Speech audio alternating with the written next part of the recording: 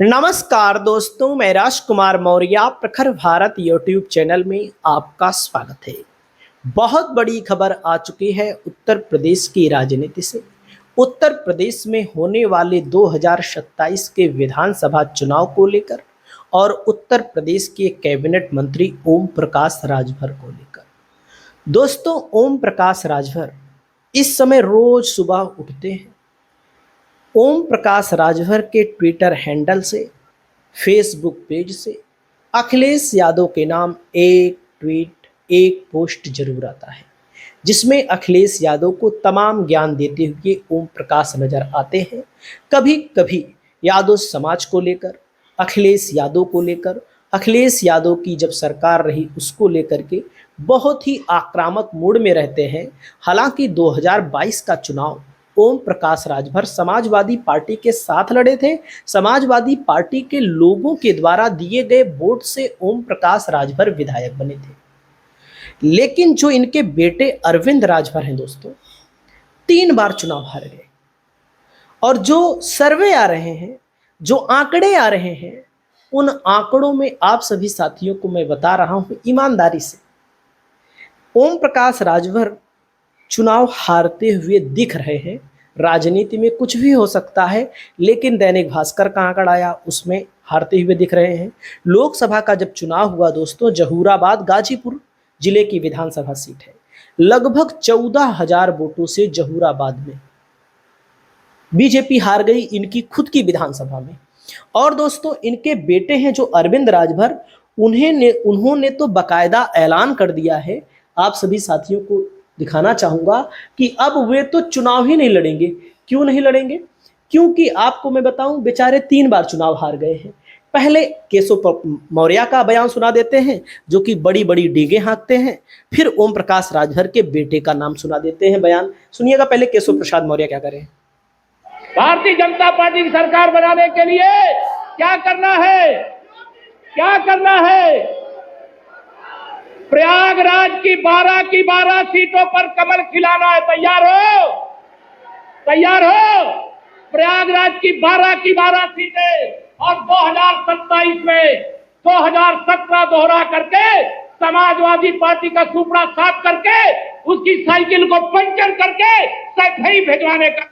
Cycle को puncture करके भाजपा को 12 की 12 सीट जिताने की बात केशव मौर्य कर रहे हैं।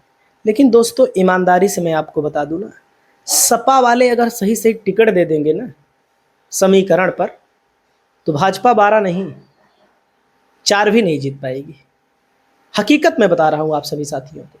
अब इस सपा वालों के ऊपर निर्भर करता है कि बुद्धि विवेक से टिकट देंगे समीकरण साध कर, कि वैसे ही देंगे जैसे इसके पहले टिकट देते रहे हैं। अब यहाँ पर राजभर के बेटे का सुनिए। ये लोग बड़बोले नेता हैं, ये लोग खुद चुनाव नहीं जीत पाएंगे।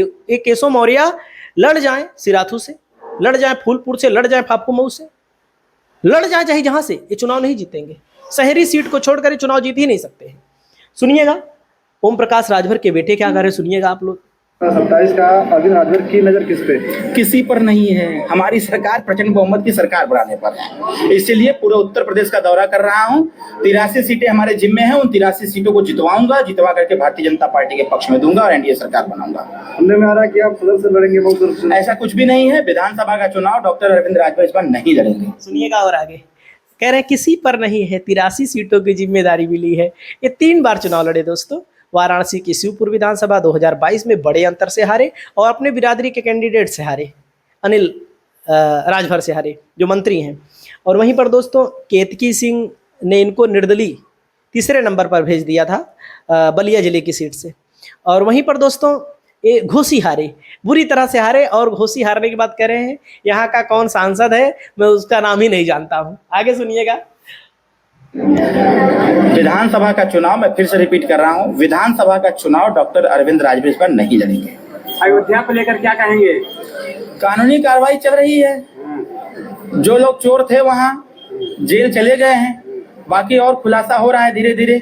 जो लोग वहां आस्था के साथ खिलवाड़ कर रहे थे, भगवान राम जी के चरणों में रह करके वो चोरी कर रहे थे, तो ईश्वर कहा है ना कि कर्म का फल मीठा ही होता है।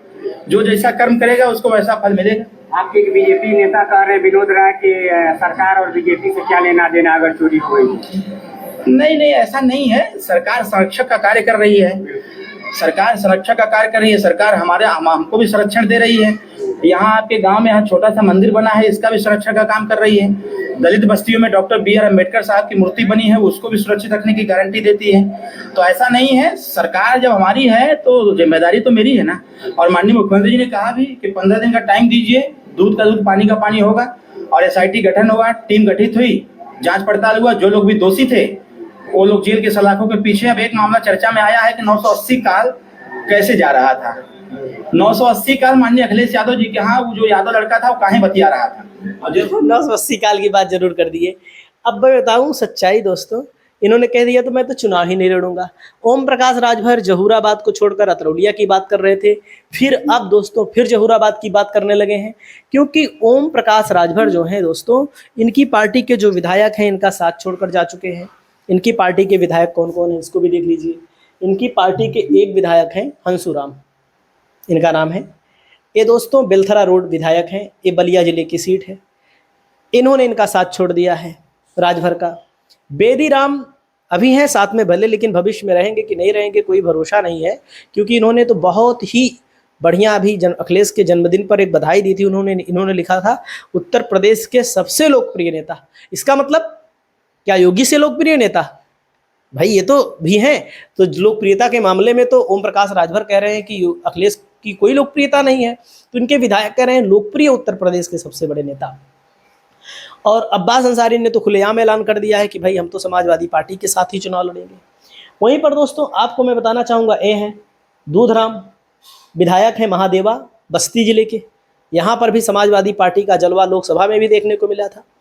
अब यहाँ पर दोस्तों ये हैं जफराबाद के विधायक।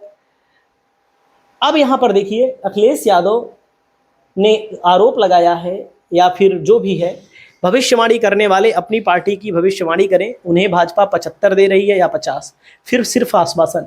इन्होंने भाजपा के गठबंधन से 30 सीटें मिलने की अफवाह फैलाकर जो पैसा एडवांस लिया है वे लोग इनको ढूंढ रहे हैं। तो कहने का मतलब यह है दोस्तों, अखिलेश यादव की तुलना राजभर से नहीं की जा सकती।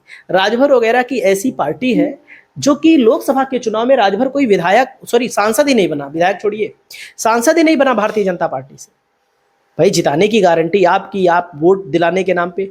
बीजेपी 2-3 सीट से ज़्यादा देगी नहीं, इन लड़ेंगे, संभवतः जहूराबाद से इनको मिल जाए, जो कि हार जाएंगे संभवतः लोग बता रहे हैं। और एक इनका लड़का अरुण राजभर लड़ सकता है अतरौलिया, जहां पर भाजपा कभी जीत नहीं पा रही है।